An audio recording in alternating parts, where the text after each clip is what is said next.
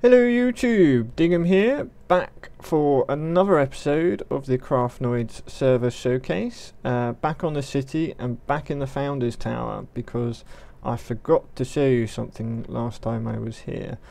You got a glimpse of the garden, but I forgot to mention our swimming pool, which a certain little red creeper would be very angry with me if I didn't show you. So that's our swimming pool, and diving board, sort of. It's how we do diving boards anyway. We've got rubber seats which act like a trampoline. I've spent many an hour doing exactly this, and let's try and show you, see if I can make a dive. Don't fail, Dingham. Yay! There we go, in the swimming pool. I'm kind of dressed for the occasion, I'll show you that. One of my new suits. Dingham has many new suits. Yeah, this is our swimming pool, complete with secret entrance, which if you're above water, it's kind of secret. If you come down, there you go. It's a bit obvious really. Again, using secret rooms there. And then every server we've had has always had one of these, and that's the hot tub. Again, using more secret rooms. So the front of the building looks complete, but when you're in the hot tub, you get a nice view. If I hadn't turned my render down, because it doesn't seem to like rendering far on single player. But yeah, here's the hot tub. Nice, hot, warm hot tub, as you'd expect. So yeah. So on to the next thing, which is over here, all the way over to the other side of the city. Probably should have had a modular power suit, because I would have got over here a bit quicker. But yeah, get a nice little slow loading tool, and a strip that doesn't even want to load. I have had problems, as I said, rendering in single player. Seem to do better on a server for whatever reason. So this is our post office. Designed by Boggy. It's pretty cool. I like it. Here we can buy stamps from Eric, the postmaster. So got second and first, and envelopes. All cost green sapphires because there wasn't really a lot to spend on green sapphires. We had a little PO box system here.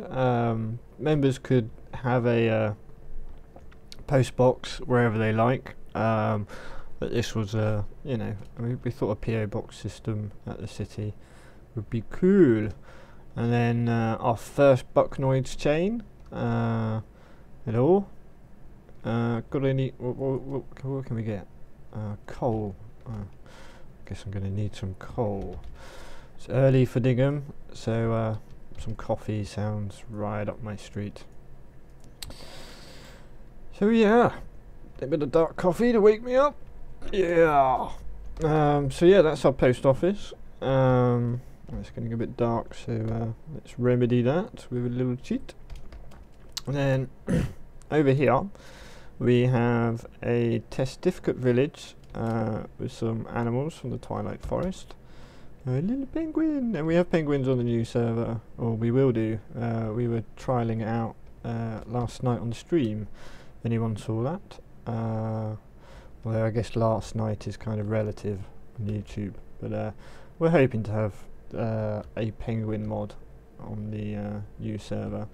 So yeah, this is our testificate village. We did have testificates here, but had a little zombie incident, and yes, they are no more. Even our little baby got killed, which was a bit of a shame. But hey ho. So yeah, that's our testificate village, built by Headhunted. Oh, I'm gonna keep that coffee. Yeah, this sandstone building here was going to be our shopping mall. We were going to have shops for players to sell stuff in. And yeah, this was kind of like the retail district. So that leads us on to the next thing, which is the one power tower, which you didn't see. Well, that one you didn't see as well, but it's empty. But this one actually has quite a lot in it. It's probably our last project, communal project. I was running it, but we had Kay, Ferrari, John, Boggy, Dan, Danlax, quite a few people helping out with the project. I think Kay probably put in the most work with me because he helped build a lot of the machinery. And what is this place? Well, it's our fusion reactor, and appropriately looks very busy and complicated, as a fusion reactor should. And you're probably wondering, where is the fusion reactor? Well, it's in that little death globe there. So we'll unlock the mechanism, and then, yeah, do love frames. So that's our fusion reactor. Now, unfortunately, I was over here just before filming testing stuff, and fusion reactor works just fine, but what doesn't work, this all seems screwed up, but I will explain it anyway, is the mechanics down here. Now, the principle of this was, we have a single input chest in the middle, which seems to be jammed up because the sorting machines are jammed up somewhere, which was the problem I was having. And how it worked was, it was all fully automated in terms of materials came in and then they automatically went to the section that they should be going to. See, they are coloured here, so we did have a variety of materials being processed. So we had stuff being pulverised over here, and then I think it goes back. Yeah, it goes back to the central system. We have a few loops like that, and then all these various machines did various jobs for various materials. And the basic principle of it was, if we come up here, is you can see got these tanks of liquids, which is where these were all the fusionable materials. That's probably not how you pronounce it, but everything you needed to send into the fusion reactor. And the way it worked is, if you look, we had retrievers that would call a cell, an empty cell, and then the empty cell would automatically go in fact, I have some empty cells. Let's see if this actually works. So we're collecting water, which we didn't use aqueous accumulators for. We used rain tanks, although we discovered that rain tanks could work indoors. They're going down at the moment, that they will go up, which is a bit silly. Maybe that's something that Covert Jaguar can work on next time. But anyway, if we come down, we should see the cells automatically going into these electrolyzers, making electrolyzed water. Oh, and I might know where our jam is. Excuse me. Yeah. And then the same principle, you know, we could put cells into, what's this going to be, lithium or something? I'm pretty sure that's lithium, which would know where to go, and then this is beryllium, and was this going to be wolfram? Yeah, wolfram. We'll call it wolfram. So the cell came into here, which of course I've taken out all my cells. They would automatically get sent to the fusion reactor, and then the fusion reactor would do its thing. It wasn't ever quite completed, but looking badass. Say, one of our favourite projects. And unfortunately, we're not actually going to be using GregTech in our next episode, so we won't have this kind of fusion reactor, although the new GregTech fusion reactor, I have to say, looks very cool. Maybe we'll play with that on a different server, but our new server, which is getting very close to being ready now, is going to be, we went with atomic science instead because we fancied a change. And you know, we've played with GregTech for 7 months on this server, I think it was. Well, 6 months, because we haven't really been on it for 6 weeks or so. And yeah, we just fancy some new content. So although it has a very similar feel to it, we've made some radical changes. So yeah, that's our fusion reactor. And before I go, really, I should be responsible and close the fusion reactor. Don't want any industrial accidents happening while I'm away. There we go. Chamber is closed. Lock the mechanism. So we can just highlight that. If I now pulse the button, it doesn't do anything. I suppose I'll probably show you the crane up here.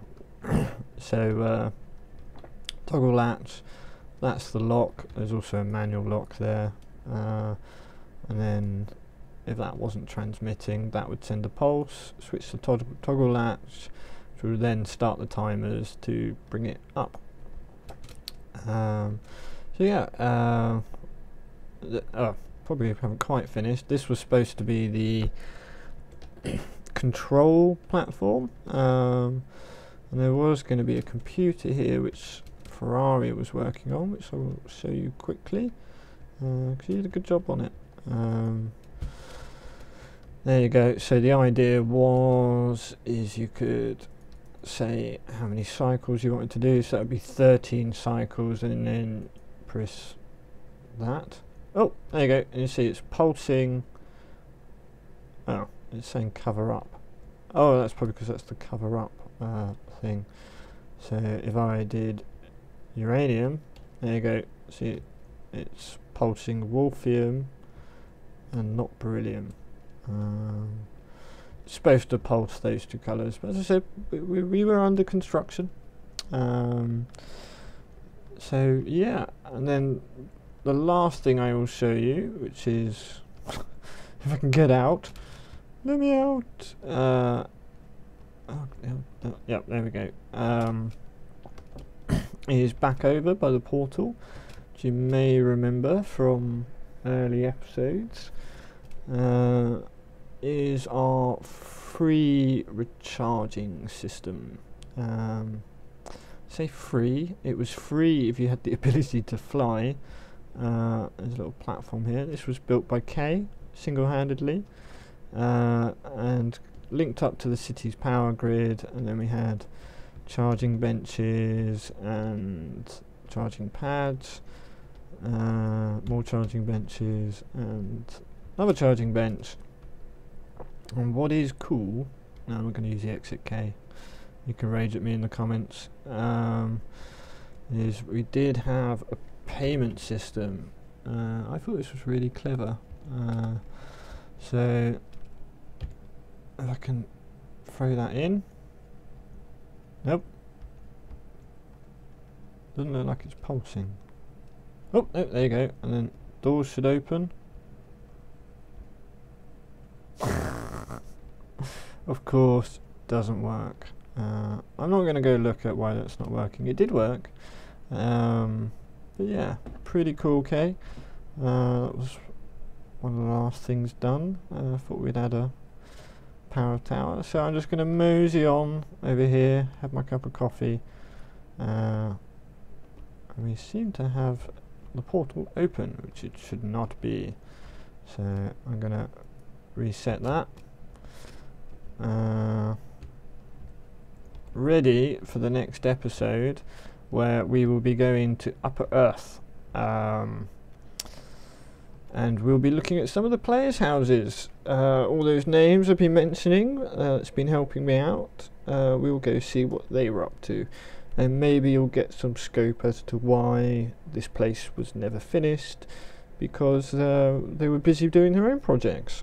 So until then, YouTube, thanks for watching. Like and subscribe if you've enjoyed the episode. If you have any suggestions, please comment, and I will see you next time. Thank you very much.